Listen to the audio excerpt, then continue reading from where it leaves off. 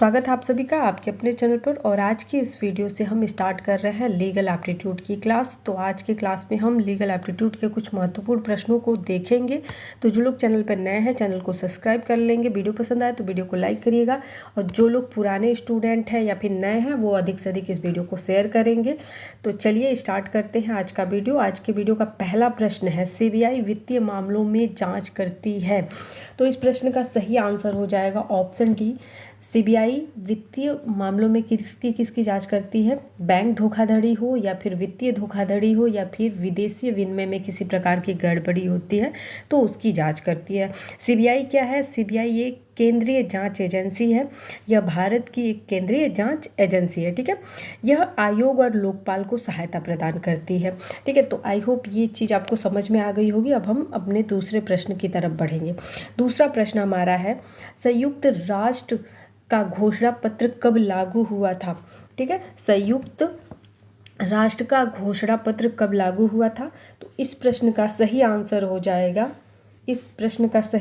जाएगा, option C, 24 अक्टूबर 1945 को संयुक्त राष्ट्र का घोषणा पत्र लागू किया गया था। संयुक्त राष्ट्र की प्रमुख अंग कई बार आपके क्वेश्चन पेपर में पूछा हुआ है। क्या करता है कि उसमें जो है अंगों के नाम दिया रहता है और पूछ लेता है इसमें से संयुक्त राष्ट्र संघ के जो है इसमें से अंग नहीं है, कौन से अंग नहीं है। तो ये आप लिख लीजिएगा, इम्पॉर्टेंट है, कई बार ये आपके एग्जाम में रिपीट करके पूछा हुआ है। तो संयुक्त राष्ट्र के मुख्य अंग कौन कौन से हैं? महासभा, सुरक्षा परिषद, आर्थिक और सामाजिक परिषद, और इसके बाद है अंतर्राष्ट्रीय न्यायालय और सचिवालय। ये क्या है? संयुक्त राष्ट्र के क्या है? प्रमुख अंग है। इसको नोट कर लीजिएगा आप लोग। चलिए आगे हम देखेंगे। भारत के विधि नियम के अनुसार इसमें सर्वोच्च शक्ति निहित है। तो यहाँ पे किसमें सर्वोच्च शक्ति निहित है? तो आपको पता होना चाहिए कि यदि आप भारत के नागरिक हैं तो भारतीय नागरिकों के लिए सर्वोपरि क्या है? कोई भी हो या ना हो, हमारा देश संविधान से चलता है। किससे चलता है? संविधान से चलता है। तो हमारे देश के लिए सबसे सर्वोपरि क्या है? प्रत्येक नागरिक के लिए संविधान ही सब कुछ है। चाहे वो किसी भी जाति, धर्म या समुदाय का हो, सभी के लिए संविधान क्या है? समान है। सभी के लिए संविधान सर्वोपरि है। चलिए आगे प्रश्न देखेंगे हम। दहेज प्रतिषेध अधिनियम कब लागू किया गया था? दहेज प्रतिषेध, तो यहाँ पे ध्यान देंगे कि लागू कब किया गया था पूछ रहा है। तो दहेज प्रतिषेध अधिनियम 1961, ठीक है, इसको हम दहेज प्रतिषेध अधिनियम 1961 बोलते हैं क्योंकि ये 1961 में आया था। अगर बात की जाए इसको पारित होने की, ठीक है, तो राष्ट्रपति द्वारा इसे जो है 20 मई 1961 को सहमति मिली थी। भारत के राष्ट्रपति के द्वारा दहेज प्रतिषेध अधिनियम को 20 मई 1961 में क्या मिला था? 20 मई 1961 में क्या मिला था? सहमति मिली थी। तो ये आंसर नहीं हो जाएगा। यहाँ पे पूछ रहा है कि सहमति तो मिली पर लागू कब किया गया था? तो 1 जुलाई 1961 को लागू किया गया था। ध्यान दीजिएगा, यहाँ से गलती हो सकती है। जब आपसे पूछेगा कि संसद में पारित कब हुआ था तो 20 मई 1961 को राष्ट्रपति की सहमति से मिली थी, यानी कि संसद से पारित हुआ था।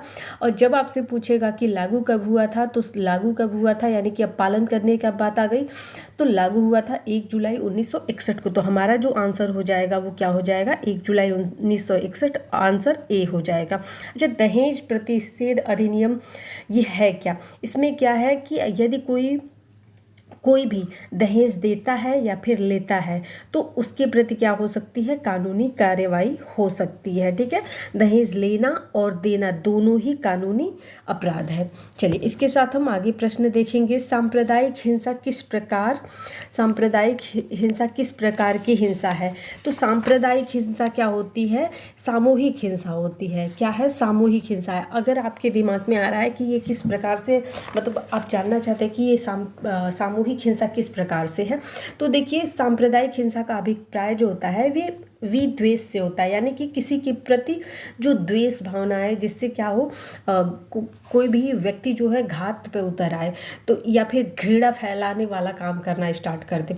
तो सांप्रदायिक हिंसा का अभिप्राय विद्वेष या घृणा फैलाने के उद्देश्य से है। किसी एक समुदाय के सदस्यों द्वारा किसी अन्य समुदाय के सदस्यों के विरुद्ध सुनियोजित तरीके से और संगठित हिंसात्मक गतिविधि से है। यानी कि यदि क्या किया जाता है, एक समूह और कोई अन्य दूसरा समूह है और दोनों समूह मिलकर के क्या कर रहे हैं, एक दूसरे के प्रति जो है बहुत ही ज़्यादा हिंसात्मक तरीके से क्या कर रहे हैं, मार झगड़ा कर रहे हैं, समझ लीजिए, ठीक है, मार झगड़ा या गाली गलौज जो भी कर रहे हैं, और जिसमें क्या होता है कई लोगों की जानें भी जा रही हैं और कई लोग क्या है उस वहाँ पे कई लोगों को शारीरिक हानि भी हो रही है। तो जब शारीरिक हानि हो रही है या कुछ लोग मर रहे हैं तो ये क्या है, एक प्रकार से सामूहिक हिंसा तो हुई ना। तो यही है सांप्रदायिक हिंसा, सामूहिक हिंसा या सांप्रदायिक हिंसा। चलिए अगले प्रश्न की तरफ बढ़। अगला जो हमारा प्रश्न है इंटरपोल संगठन निम्न में से क्या कार्य करता है। तो इंटरपोल क्या कार्य करता है, अंतर्राष्ट्रीय अपराधों पर नियंत्रण रखता है, सीमा पर पुलिस से सहयोग करता है और अंतर्राष्ट्रीय अपराधों का सामना करने वाले संगठनों की मदद करता है। ठीक है, इंटरपोल क्या है, अगर बात की जाए तो इंटरपोल एक प्रकार का अंतर्राष्ट्रीय संगठन है। ठीक है, जो इस तो यहाँ पे जो सही आंसर हो जाएगा ऑप्शन डी हमारा हो जाएगा। तीनों ही विकल्प जो ऊपर दिए हुए हैं ये सभी विकल्प क्या है, सही हैं, इसे आप जान लीजिए। इंटरपोल का कार्य क्या है, अंतर्राष्ट्रीय अपराधों पर नियंत्रण रखना और जो भी सीमा यानी कि चलिए भारत और पाकिस्तान की सीमा है, ठीक है, भारत और चाइना की सीमा है, तो यहाँ पे सीमाओं के बीच में जो पुलिस में सहयोग बनाना है ये क्या है, इंटरपोल का कार्य है। और इंटरपोल और क्या कार्य करता है, अंतर्राष्ट्रीय अपराधों का सामना करने वाली जो जांच एजेंसियां हैं उन जांच एजेंसियों को भी हेल्प प्रोवाइड करता है। तो ऑप्शन डी इस प्रश्न का सही आंसर हो जाएगा। चलिए आगे प्रश्न देखेंगे। अगला प्रश्न है, यदि नगर पालिका नगर की सफाई नहीं कराती है तो निम्न में से उसके विरुद्ध कौन सी रीट जारी की जा सकती है। ठीक है, तो यदि नगर पालिका अपना कार्य नहीं कर रही है तो यदि कोई भी सरकारी कर्मचारी, ठीक है, यदि कोई भी सरकारी कर्मचारी अपना सरकारी कार्य नहीं कर रहा है, ठीक है, जो भी उसको सरकार ने कार्य दिया है, जिसका वो वेतन भोगी है, जिसका वो वेतन ले रहा है, यदि वो कार्य नहीं कर रहा है तो इसके लिए क्या किया जा सकता है, इसके लिए न्यायालय क्या करेगा, उसके प्रति परमादेश जारी कर सकता है। परमादेश का कार्य क्या होता है, परमादेश जारी करके न्यायालय क्या दिखाना चाहता है कि पदाधिकारी जो भी है, सार्वजनिक पदाधिकारी, उसको उसके कर्तव्यों का पालन करने का आदेश देता है। परमादेश का मतलब क्या होता है कि आप इस सार्वजनिक पद पे जो है बैठे हुए हैं तो आपका कार्य ये है, आप इस कार्य को अच्छे से करिए। ठीक है, यानी कि न्यायालय क्या करता है, उस अधिकारी को उसके कर्तव्यों का पालन करने का आदेश देता है, ऑर्डर देता है। ठीक है, चलिए आगे क्वेश्चन देखेंगे। जनहित याचिका किस न्यायालय के समक्ष दायर की जाती है। जनहित याचिका जो है यहाँ पे ऑप्शन सी हो जाएगा, सुप्रीम कोर्ट और उच्च न्यायालय दोनों में ही क्या की जा सकती है, जनहित याचिका दायर की जा सकती है। अगर आपसे अलग अलग अनुच्छेद के अकॉर्डिंग पूछ ले तो याद होना चाहिए, जनहित याचिका संविधान की धारा, संविधान के अनुच्छेद पूछे या धारा पूछे, दोनों बातें एक है। ठीक है, संविधान की धारा 32 के अंतर्गत उच्चतम न्यायालय में और अनुच्छेद 226 के अंतर्गत उच्च न्यायालय के समक्ष दायर की जा सकती है। ठीक है, तो इसको बिल्कुल याद रखेंगे। 32 के अकॉर्डिंग हम सुप्रीम कोर्ट में जा सकते हैं, सुप्रीम कोर्ट जो है याचिका दायर कर सकते हैं, और उच्च न्यायालय में 226 के अकॉर्डिंग हम क्या कर सकते हैं, याचिका दायर कर सकते हैं। ठीक है, आगे क्वेश्चन है, एनएसजी की स्थापना कब हुई थी। एनएसजी क्या है, राष्ट्रीय सुरक्षा गार्ड की स्थापना कब की गई थी। तो एनएसजी की जो स्थापना है ये 22 सितंबर 1986 को किया गया था। 22 सितंबर 1986 को किया गया था। बी आंसर हमारा क्या हो जाएगा, सही हो जाएगा। अच्छा, एनएसजी का मुख्य कार्य क्या है, तो एनएसजी का मुख्य रूप से आतंकवाद विरोधी गतिविधियों पर नियंत्रण रखना इसका कार्य है। क्या है कि आतंकवाद विरोधी जो भी गतिविधियां हैं उस पर नियंत्रण करना, उसको रोकना। ठीक है, आगे क्वेश्चन देखेंगे। घरेलू हिंसा में शामिल नहीं है, घरेलू हिंसा में क्या शामिल नहीं है, ऐसा कार्य जिससे महिला की मानसिक स्वास्थ्य को क्षति हो, यानी कि महिलाओं को किसी प्रकार शामिल नहीं है। ध्यान दीजिएगा, शामिल नहीं है, पूछ रहा है कि घरेलू हिंसा में शामिल क्या नहीं है। ठीक है, तो यहाँ पे तो ये तो शामिल है, महिला को किसी भी प्रकार की क्षति या हानि पहुँचाई जा रही है तो वो क्या है, शामिल है। ठीक है, तो ये भी ध्यान रखिएगा कि घरेलू हिंसा में क्या शामिल है, ये तो शामिल है। ऐसा कार्य जिससे महिला की शारीरिक स्वास्थ्य को खतरा हो तो बिल्कुल आपको हानि नहीं पहुँचाना है, ये क्या है, घरेलू हिंसा के अकॉर्डिंग आता है। दहेज की मांग के कारण महिला का उत्पीड़न, बिल्कुल थकाने वाला अत्यधिक कार्य कराना।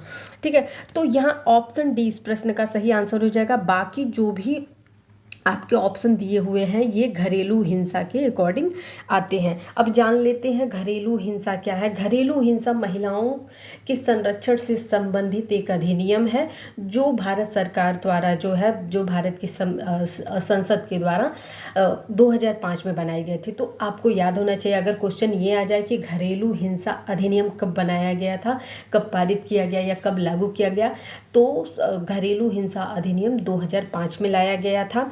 और घरेलू हिंसा 2005 के अकॉर्डिंग जो है इसमें जो है धारा 3 के अकॉर्डिंग घरेलू हिंसा शब्द को परिभाषित किया गया है। ठीक है, तो ये भी याद रखिएगा। ये सारे क्वेश्चंस आगे आप जब एलएलबी करेंगे तो आपको पढ़ने के लिए मिलेगा, आपको उसकी जानकारी हो जाएगी। तो अभी थोड़ी बहुत रुचि आप लोग बनाइए। आगे क्वेश्चन हमारा है कि लैंगिक संवेदनशीलता का संबंध है।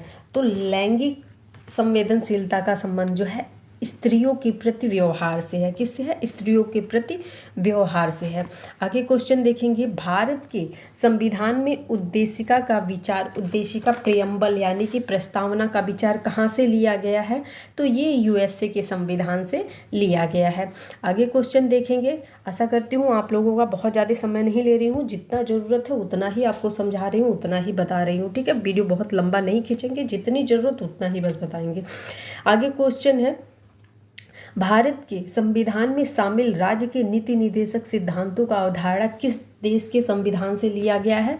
तो यह लिया गया है आयरलैंड के संविधान से। ठीक है, आगे क्वेश्चन हमारा है, राष्ट्रपति संविधान के किस अनुच्छेद के अंतर्गत राष्ट्रीय आपात की स्थिति घोषित कर सकता है?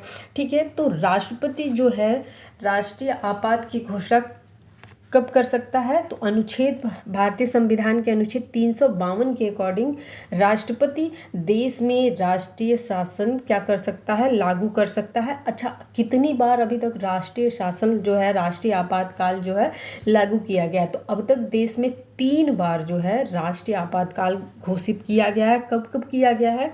तो सन 1962 में इंडो चाइना वार, जब भारत और चाइना के बीच में वार हुआ था 1962 में, तब किया गया था। 1971 में भारत और पाकिस्तान के बीच जब युद्ध हुआ था तब किया गया था राष्ट्रीय आपातकाल की घोषणा देश में। और 1975 में देश में आंतरिक अशांति की वजह से जो है क्या किया गया था? राष्ट्रीय आपात की घोषणा की गई थी।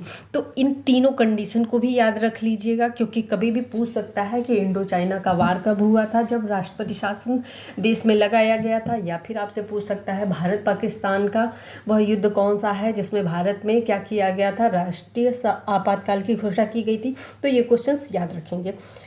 आगे क्वेश्चन है, भारत के संविधान में सम्मिलित समवर्ती सूची किस देश से लिया गया है? तो समवर्ती सूची जो ली गई है ये ऑस्ट्रेलिया से लिया गया है। ऑप्शन बी इस प्रश्न का सही आंसर हो जाएगा। अच्छा, समवर्ती सूची में क्या क्या चीज़ें शामिल हैं इसको आप कमेंट में बताइएगा। वैसे मैं आपको बता दूं कि समवर्ती सूची में ऐसे विषय शामिल हैं जिस पे केंद्र और राज्य सरकारें दोनों मिलकर के आपस में क्या करती हैं? दोनों आपस में मिलकर के इस पे कानून बनाती हैं। ठीक है, यानी कि ये ऐसे मुद्दे होते हैं जिस पे केंद्र और राज्य सरकार दोनों ही क्या करते हैं? कानून बनाते हैं। ठीक है, आगे क्वेश्चन है, भारतीय संविधान की किस भाग में भारत को एक कल्याणकारी राज्य के रूप में स्थापित करने की बात कही गई है? ठीक है, तो इस प्रश्न का सही आंसर हो जाएगा भाग 4। संविधान का भाग 4 का नीति निर्देशक सिद्धांत जो है ये क्या है? इसमें भारतीय संविधान के भाग 4 के नीति निर्देशक में भारत को एक कल्याणकारी राज्य के रूप में स्थापित करने की बात कही गई है। जब भारतीय संविधान के भाग 4 के अनुच्छेद 36 से लेकर के 51 में राज्य के नीति निर्देशक सिद्धांतों को रखा गया है। कभी कभी आर्टिकल सीधे पूछ लिए जाते हैं कि नीति निर्देशक तत्व जो है भारतीय संविधान में रखे गए, तो अनुच्छेद 36 से 51 के बीच में है। ठीक है, 51 ये क्या है? आपका मौलिक कर्तव्य है, ये भी याद रखिएगा। चलिए यहाँ पे आगे क्वेश्चन हमारा है, आगे क्वेश्चन क्या है कि निम्नलिखित में से कौन भारत के राष्ट्रपति द्वारा नियुक्त नहीं किया जाता। तो देखिए, भारत के सर्वोच्च न्यायालय के न्यायाधीश जो होते हैं ये राष्ट्रपति नियुक्त करता है। महान्यायवादी जो होता है ये राष्ट्रपति के ही प्रसाद प्रयंत्र इनका जो पद होता है ये होता है। और इसके बाद मुख्य न्यायाधीश भारत के ये भी क्या होते हैं, राष्ट्रपति के द्वारा बनाए जाते हैं। तो ये आंसर क्या हो जाएंगे, गलत हो जाएंगे। भारत का जो उपराष्ट्रपति होता है ये राष्ट्रपति के द्वारा नियुक्त नहीं किया जाता है। ठीक है, ये राष्ट्रपति के द्वारा नियुक्त नहीं किए जाते हैं और ये राज्यसभा के सभापति के रूप में निर्वाचित किए जाते हैं। और दूसरी बात ये है कि अनुच्छेद 66(1) के तहत उपराष्ट्रपति का निर्वाचन एकल संक्रमणीय पद्धति के द्वारा किया जाता है। तो इसको आप याद रखेंगे, यानी कि इसमें राष्ट्रपति का कोई रोल नहीं होता है। तो आज हमने कुछ लीगल एप्टीट्यूड के महत्वपूर्ण प्रश्न देखे और जो भी प्रश्न हैं ये आपके प्रीवियस ईयर क्वेश्चंस हैं।